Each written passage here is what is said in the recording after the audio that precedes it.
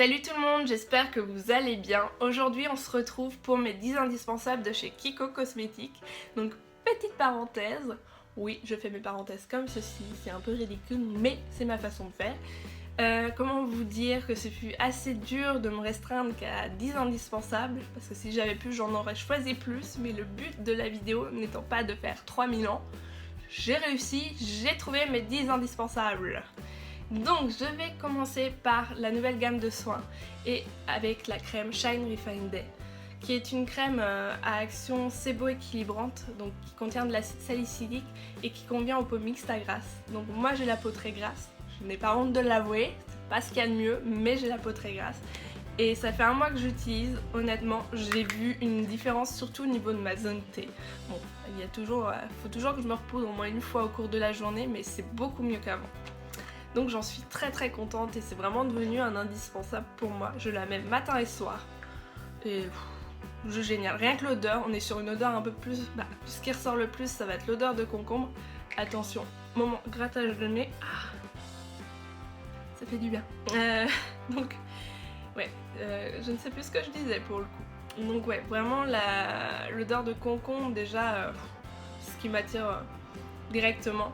On est sur une texture un peu gel aussi, c'est une crème un peu gel qui est vraiment excellente à utiliser, qui est très fraîche.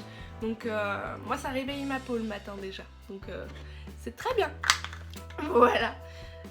Pour aller avec, en fait j'utilise dans la même gamme pour les peaux mixtes à grasse, toujours de l'acide salicylique pour une action sébo-équilibrante. Ouh, j'arrive à dire mes mots aujourd'hui. C'est la Shine Refine Tonic. Pareil, ce qui ressort le plus c'est l'odeur de concombre et j'adore. J'adore l'appliquer, donc moi je vais l'appliquer en tapotant sur le visage, surtout sur les zones que je veux plus matifier, on va dire, qui sont plus à matifier. Et je vais aller rincer après. Et l'odeur est à tomber. Donc ça, je vais plus le mettre le soir.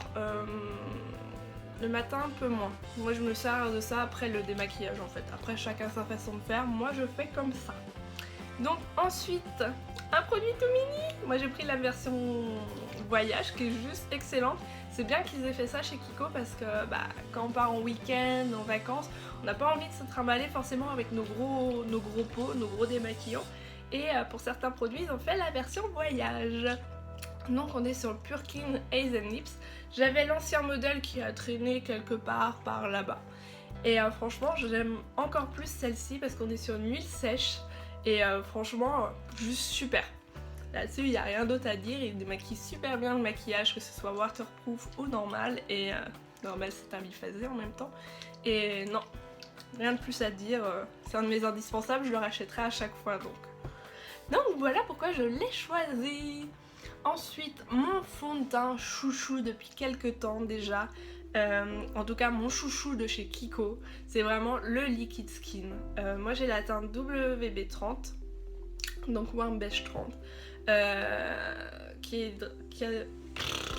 voilà, qui convient vraiment à, moi je dirais quasiment tous les types de peau. Qui a un effet poudré à la fin, qui est très naturel. Je le porte encore aujourd'hui, j'ai l'impression de ne rien avoir sur le visage. J'en suis vraiment très satisfaite. Le système de pipette est vraiment très pratique parce que moi je l'ai depuis plus de 6 mois mon fond de teint. Bon, je mets pas celui-ci tous les jours non plus, mais ouais, il me reste à peu près tout ça encore. Donc non, ça vaut vraiment le coup. Moi je mets qu'une goutte de produit et j'en suis très contente. La teinte est exactement ce que je voulais. Elle marque moins mes petites ridules à ce niveau-là que mes autres fonds de teint, donc c'est le gros plus de ce produit. D'ailleurs c'est pour ça qu'il fait partie de mes indispensables, parce que moi je galère au niveau de mes petites ridules à cet endroit-là, et là, juste génial. Je blablate, mais j'arrive à dire ce que je veux quand même. Donc pour continuer, un petit vernis. On est sur les Power Pro. Donc c'est un vieux rose, je dirais un peu beige. Ouais, c'est ça, c'est la teinte numéro 27 et c'est un indispensable au niveau couleur en tout cas. Voilà, je vais réussir à l'ouvrir. Le pinceau est très facile pour l'application. Voilà. Et il sèche relativement vite. Ça, c'est ce qu'il y a de mieux parce que moi, quand je fais ma manucure, je veux pas passer 3 heures à me mettre du vernis et il sèche vraiment très vite. C'est une très belle couleur, très facile à porter, donc Moi j'ai énormément de vernis de chez Kiko, on voit pas mais en dessous, hop, ils ont un peu pris la poussière. J'en ai quelques-uns ici et j'en ai encore plus. Je vais tout faire tomber dans une autre boîte. Et franchement, j'ai choisi cette couleur parce que c'est la plus jolie pour moi. Voilà. Ensuite, le fameux liner en gel de chez Kiko, le Lasting Gel, comme ceci. Donc on voit que je l'ai pas mal utilisé. Je suis une quiche pour mettre le liner, mais vraiment, même au feutre, je galère. Oui, c'est pas normal, mais je galère. Et avec ce petit produit, c'est magique. Je me loupe rarement, même voire jamais. Je me rappelle pas m'être loupée avec. Vous voyez mon sourire? Je suis heureuse. Donc non, là-dessus, il ne pouvait pas ne pas faire partie de mes indispensables parce que maintenant, je peux faire mon trait de liner nickel. Sans mettre 3 heures à gueuler, à me dire « Non, j'ai loupé ma virgule, c'est chiant !» Et ben non, c'est bon. Donc voilà. Je vais dire beaucoup donc voilà, hein, parce que j'ai du mal à... Ouais, non, on laisse tomber. J'arrive pas à faire ma phrase. Donc ensuite, un produit qui est un des indispensables parce qu'à chaque fois que je le mets en boutique, les clients me le réclament. Ce qui fait vraiment son petit effet. C'est alors le Glitter Eyeliner en teinte normalement numéro 1, voilà. Donc en multicolore, comme ceci. Je l'adore. Par-dessus le trait de liner, sur le trait de liner. Après, des fois, je vais prendre mon petit pinceau, je vais en mettre sur le doigt et je vais tapoter sur le fard à paupières pour amener un peu de petites paillettes. Franchement, non, à chaque fois, j'en ai que des compliments. À chaque fois, je le vends. C'est ouf. Voilà, si je veux bien se refermer. Donc, est-ce que vous allez voir? Oui, on voit hop, je mets le doigt dedans. On voit un peu, là. Voilà. Non, elle est juste superbe. Moi, j'adore. Voilà, c'est bon, ça c'est dit.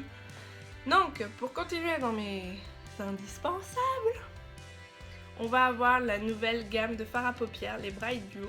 Et j'ai craqué pour quasiment toutes les couleurs. Mais celle qui ressort le plus pour moi, en tout cas, c'est la teinte numéro 16, qui est comme ceci. Donc, je vais vous faire des petits swatchs. Donc l'avantage c'est que vous pouvez les utiliser secs ou humides. Moi j'adore les utiliser humides parce que l'intensité est encore plus forte.